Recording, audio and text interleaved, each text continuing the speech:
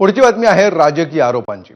फडणवीस सरकार हे चारित्र्यहीन सरकार आहे अशी बोसरी टीका ठाकरेंचे शिवसेनेचे खासदार संजय राऊतांनी केली आहे। सरकारमधील 75% मंत्री हे युजलेस असल्याचा घणाघात देखील राऊतांनी केलाय।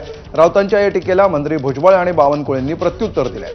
आताचे काही मंत्री ठाकरे सरकारमध्येही होते असं भुजबळ म्हणालेत। हिम्मत असेल तर नाव घेऊन टीका करा असं आव्हान मंत्री बावनकुळेंनी राऊतांना दिलंय। देवेंद्र फडणवीस यांचं सरकार हे कॅरेक्टरलेस सरकार आहे, चारित्र्यहीन सरकार। 75% मंत्री हे युजलेस आहेत त्यांच्या मंत्रिमंडळातले, त्यांना मंत्रिपदाचं आणि आपल्या कामाचं भान नाही आहे। त्याच्यातले बरेचसे मंत्री जे आहेत ते उद्धव ठाकरे यांच्या मंत्रिमंडळात होतेच ना, बरेचसे होते। मला असं वाटतं काय आता विरोधी पक्षात असल्यानंतर त्यांचं कामच आहे की सतत सरकारवर हल्ले करणं हे त्यांचं काम आहे। त्याच्यामुळे मी त्यांना दोष देऊ शकणार नाही।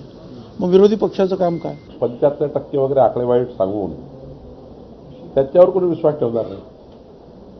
पुन्हा आरोप करायचे असेल तर व्यक्तिगत केले पाहिजे, नाव घेऊन केले पाहिजे। तुमच्यात हिंमत असेल तर नुसते टोमणे मारायचे, दिवसभर त्या ठिकाणी टोमण्यावर जगायचं। असं आहे की सरकारबद्दल बोलताना विचार केला पाहिजे की सर्वच एका माळ्यामध्ये आणणं काही योग्य नाही आहे। त्याला कुठले मंत्री वाटतं 45% नाव दिले पाहिजे 75% मंत्री।